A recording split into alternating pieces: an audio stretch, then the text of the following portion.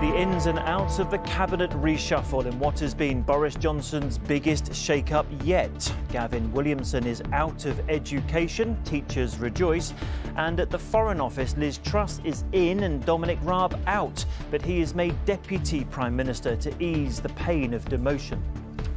How are you feeling about the new appointment, Mr. Raab? Fantastic, looking forward to getting going. Also tonight, please forgive me, says former IS bride Shamima Begum as she claims she could even help Britain's fight against terror.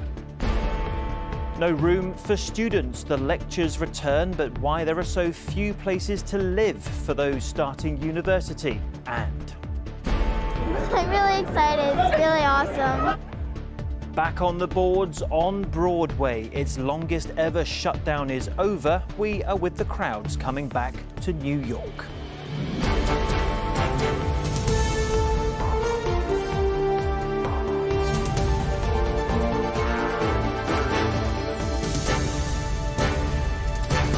This is the ITV Evening News with Chris Shipp. Hello, good evening. The long-awaited cabinet reshuffle carried out by Boris Johnson today saw the Prime Minister take the axe to 4 members of his top team. Dominic Raab, who faced much criticism for his handling of the Afghanistan crisis, was demoted from Foreign Secretary. He's been shunted off to the Ministry of Justice and replaced by Liz Truss. Gavin Williamson is also out of education, one of a trio banished straight to the backbenches. This evening in Downing Street, Boris Johnson is putting the final touches to his new ministerial team. Here's our political correspondent Romilly Weeks on the Cabinet's winners and losers. Reshuffle day when all eyes are trained on this door. In Downing Street, photographers craning for the best view. Outside Parliament, ministerial cars waiting for the call. Who's out? The Prime Minister never more powerful than at this moment. And behind him in the Commons, absences on the front bench. No Gavin Williamson and no Dominic Raab.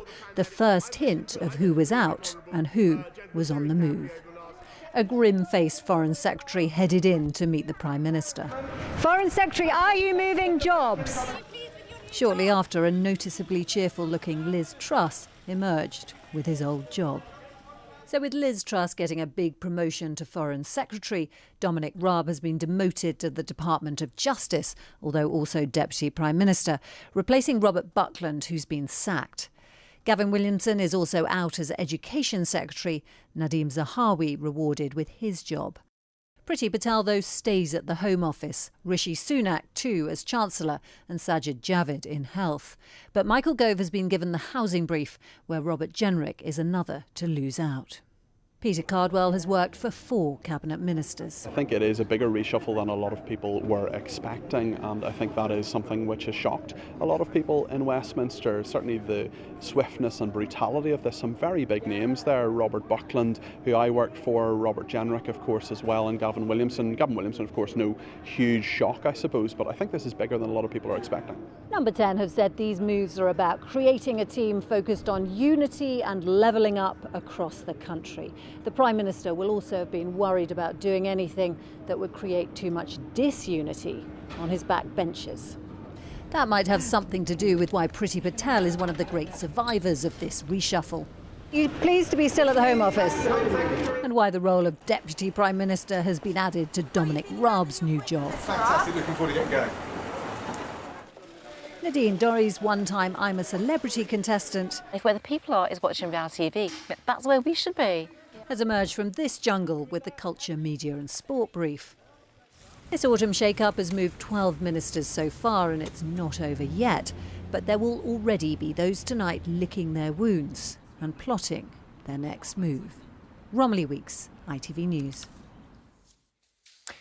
Now, there might normally be some words of commiseration for someone leaving a big ministerial job, but not, it seemed, for Gavin Williamson today. It was hard to find anyone with a good word to say of his time in post. Not unusual, perhaps, for an Education Secretary, but as Carl Dinnan reports, it was a moment when parents and teachers spoke with one voice on this particular sacking.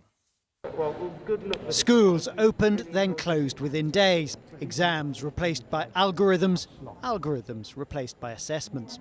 The pandemic mess in education wasn't all Gavin Williamson's fault, but he has carried the can. Everything that could have gone wrong sort of did go wrong. We've had obviously the school closures. Are we open? Are we closed? We had the Eden Red disaster where thousands and thousands of children were going hungry at the start of the pandemic. And mistakes like claiming he'd spoken to Marcus Rashford when in fact it was Maro Itoje undermined his reputation with parents. I think he got so many things wrong. I think he let children down and the parents down, probably his department down. I'm glad he's out, and hopefully the next person that comes in will do a great job. The new Secretary of State, Nadhim Zahawi, is seen as a fixer, having just overseen the vaccine rollout. Top of his agenda will now be offering it to 12 to 15-year-olds and keeping schools open this winter. He's got to make sure A-levels and GCSEs do go ahead next year, but his biggest challenge will be sorting out the school's COVID catch-up. That could mean finding more money. A big priority for the new Education Secretary would be, or should be, to deliver those plans to ideally spend more money on education recovery. At the moment, the government's only committed to just over £3 billion.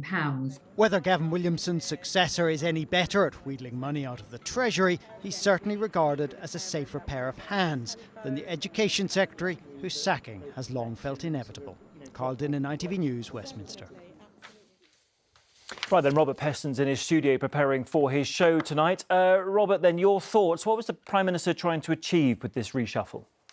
Well, what I would say is this was the quintessence of Boris Johnson. Absolutely ruthless in culling ministers who at different times have embarrassed him. Robert Jenrick, Gavin Williamson, actually getting rid of a minister in the case of Robert Buckland, the Lord Chancellor, who was many people thought had done a reasonable job, but he had to go because he wanted to create a space for Dominic Raab. He didn't want to put Dominic Raab on the back benches where he could have been a threat.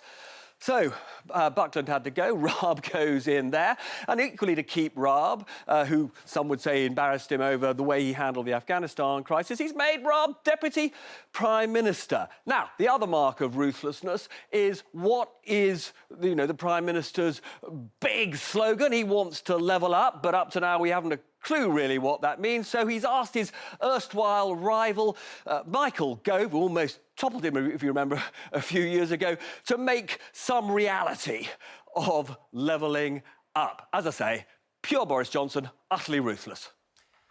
OK, Robert, thank you very much. And Robert's show is on later tonight. Now, the former jihadi bride who left behind both school and home to run away to join the Islamic State group today made an impassioned appeal to be allowed back into Britain. Speaking from a Syrian camp, Shamima Begum told ITV she's sorry for what she did and pleaded for a second chance. Ms Begum was stripped of her British citizenship 2 years ago. Juliette Bremner reports. Walking through the Al-Roj camp, the 22-year-old is unrecognisable in her baseball cap with free-flowing hair and painted nails. Shamima Begum's face mask reads, "Give me space." She insists it's more than a cosmetic change. I've not been wearing hijab for maybe more than a year now. I took it off for myself because I felt very constricted in the hijab. I felt like I was not myself. If ISIS were to come back now, if they were to come to the gates right now and say who wants to join us, and whoever doesn't join us, we'll kill them, I would rather die. I would rather die than go back to ISIS. Shamima arrived on the Syrian border soon after the collapse of the Islamic State group. She was cradling her newborn son, who died weeks later, the third child she'd lost. She attempted to excuse terrorist outrages, including the Manchester Arena bombing, something she now regrets. I am asking the British people to forgive me because I made a mistake at a very young age. And I know it's very hard for the British people to try and forgive me because, they've lived in fear of ISIS, they've lost loved ones. She left with 2 other schoolgirls from East London, aged 15, but claims they played no part in terrorist crimes. If you really think I did do this, why don't you bring me back and put me on trial and hear my side of the story? If you honestly believe that, don't you think I deserve to go to jail for it?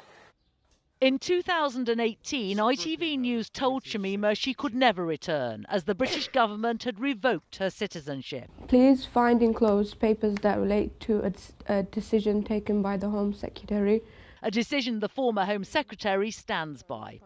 When I saw what I did and the information that I received from my advisors, from our intelligence agencies, it was in the end, it turned out for me, it was a very clear-cut decision. And that was a decision that's been tested in the courts. It's gone right up to the Supreme Court, the highest court in the land, and they ruled in favour of that decision unanimously. This former ISIS bride believes she could give the Prime Minister some valuable advice. You are clearly struggling with extremism and terrorism in your country, and I want to help with that, with telling you my own experience with these extremists and what they say and how they persuade people to do what they do and to come to places like Syria. I think I could very much help you in your fight against terrorism, because you clearly don't know what you're doing. A forlorn hope unless she can win the fight to get her British passport back. Juliet Bremner, ITV News. Detectives in Northern Ireland investigating the murder of the journalist Lyra McKee have arrested 4 men. Miss McKee was shot while observing rioting in Londonderry's Cregan estate in April 2019. The men, aged between 19 and 33, were arrested this morning under the Terrorism Act. And police said today they will not be launching a criminal investigation into a BBC journalist's interview with Princess Diana for the Panorama programme. The Metropolitan Police said that despite re-examining a report into how Martin Bashir secured the now famous interview, including the use of faked documents to help persuade her to take part, it has not identified any evidence of criminal activity.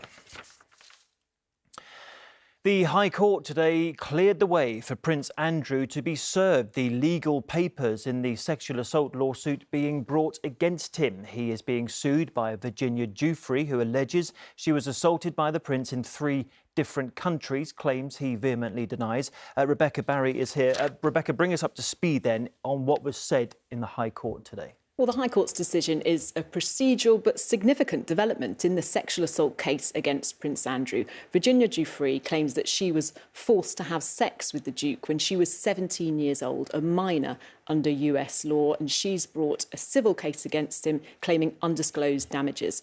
On Monday, there was a hearing in New York in which lawyers for the Queen's son insisted that he hadn't been properly served the lawsuit, despite claims that those papers were delivered to his home in Windsor.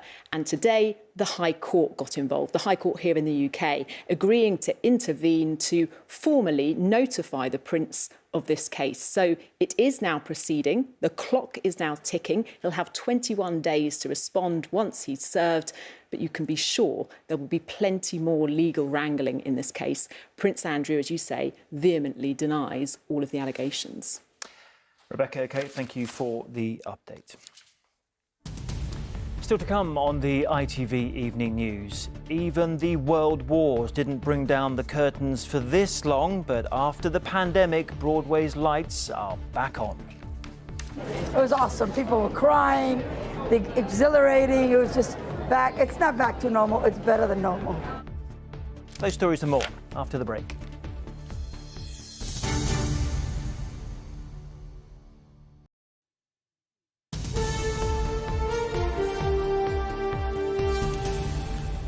Welcome back. Tens of thousands of new students will, over the next few days, be packing their bags for their move to university. But the experience, at least with accommodation, may not be quite what they had expected. Record A-level results this summer and high numbers who deferred their places last year have led to a dramatic shortage of student housing. And in the case of some York students, that means being given rooms in Hull, more than an hour away, as Sangeeta Lau found out. Living on campus is what thousands of students imagine once they pass their A-levels. But record high acceptance offers has meant some universities have run out of rooms. And 100 students about to start studying at the University of York will now have to live 35 miles away in Hull, a result no one could have predicted. We were told there's no rooms left at York at all. And any that become available, there's a big long waiting list of people to try and get them. It's a lot more stress than I was hoping to have. Some students, though, have been able to find private accommodation, but it's not in budget. I've managed to get in here. It's certainly out my price range, but I mean, look at the alternatives. It's about £1,500 extra that I'm going to have to borrow off of my parents to be able to afford their accommodation. To call it a catastrophe would be putting it lightly, to be quite frank. Oversubscription on courses is all happening because this month, just over 500,000 students are due to start university. That includes a record number of 18-year-olds, almost 300,000, up 7% on 2020. It means universities across the country, including in Glasgow, Bristol and York, have been forced to take up accommodation miles away from campus. It's not just new students being accepted that's having an impact. More existing ones have chosen to take postgraduate courses too, perhaps already a legacy from those who missed out on university life last year. But obviously last year it was during COVID and not as many students were required to go into university. However, this year all students want to come to university and all are expecting to do their courses. It is now finally time for students to start university after one of the most disruptive academic years. A chance for a new chapter, just one that isn't starting the way many wanted. Sangeeta Lal, ITV News. Thousands of households already struggling to make ends meet are tonight facing a double whammy of a sharp rise in prices and less money. Those on universal credit are already facing the end of the £20 pandemic uplift, and inflation figures out today showed the biggest month-on-month rise since records began. Our economics editor Joe Hills explains. £21,000 I've got in the hall and 21,200 online. Something quite extraordinary is happening. The price at which used cars are changing hands is going up. At this auction, they are shifting cars for 20% more than they were just 4 months ago. And twice. It's not normal. The impact of the COVID pandemic, supply issues in terms of chip shortages on new car registrations is definitely driving used car values. The annual rate of inflation rose from 2% in July to 3.2% in August, the biggest month-on-month increase since 1997. The biggest driver were prices at restaurants and hotels, which were significantly higher than last August. Increases in the prices of computer games and food and drink also drove the headline rate higher. The big picture is being distorted by the discounts offered by the government's Eat Out to Help Out scheme last August. But inflation is likely to continue its ascent in the months ahead, not least because energy bills will rise sharply in October. Concrete's gone up 20% in the last year. I was paying £460 a tonne for steel and I'm now paying £800. This construction company says there's no sign yet that inflationary pressure is easing. Presumably you're having to pass some of these costs on? Yeah, everything's getting passed on, so I presume it's going to end up being paid for by the end user. Who is the house buyer? Yeah, the house buyer, yeah. High inflation hits those on the lowest incomes the hardest. Natasha Bell is a single mother and receives universal credit, a benefit which the government is making £20 a week less generous next month. It means I'm going to have to make some sacrifices with regards to, shopping and, the quality of products that I buy, So, yeah, it makes a difference to me and it makes a big difference to my children. The Bank of England predicts we will experience a temporary and unavoidable squeeze on our living standards. But if inflation is to be tamed, then it's essential that vacancies are filled and supply bottlenecks cleared. Joel Hills, ITV News. Climate change protesters brought further chaos to the M25 today. 70 arrests were made by police after dozens of activists stopped rush hour traffic. The Insulate Britain group is demanding government action on home insulation. It's the second time in 3 days they've disrupted Britain's busiest motorway. Now, the creator of the hit Broadway musical Hamilton has told ITV News it means everything for performances to have resumed in New York. The musical is among the first to have reopened after coronavirus forced the curtains to come down across the theatre district. 18 months on, there are new precautions in place for returning audiences, but that didn't dampen their excitement, as our US correspondent Emma Murphy reports. The lights of Broadway have burned bright for more than a century. The escapism of the stage offering a respite from reality. Yet there was no respite from the realities of COVID, the pandemic closing theatres for 18 months. Not even world wars brought the curtain down for that long. Now, finally, Broadway is back. Are you ready? Yeah, come on. And there's great excitement. It's making me so happy. So awesome. We're very excited. What do you think, I'm really excited. It's really awesome. It's so cool. Hamilton is one of the first shows to return. One at a time. One at a time. A big moment for its fans and creator Lin-Manuel Miranda. How are you feeling? Great. What's it mean tonight? Everything. The stage is a place of creativity once more. For the first time, I'm thinking past tomorrow. And I am not going away my shot. Cast and crew reunited with their audience. And that audience is at full capacity. Proof of ID, vaccination card out. Is everyone excited? It's taken months of planning to get to this stage. Now, in this new world, you need more than just a ticket to get into the theatre. You have to have a COVID vaccination document or a negative test. You have to wear your mask all the way through, and the cast and crew will be tested at least 3 times a week. With COVID cases rising by 170,000 a day, reopening has been a big decision for creative teams. The amount of loss is almost incalculable.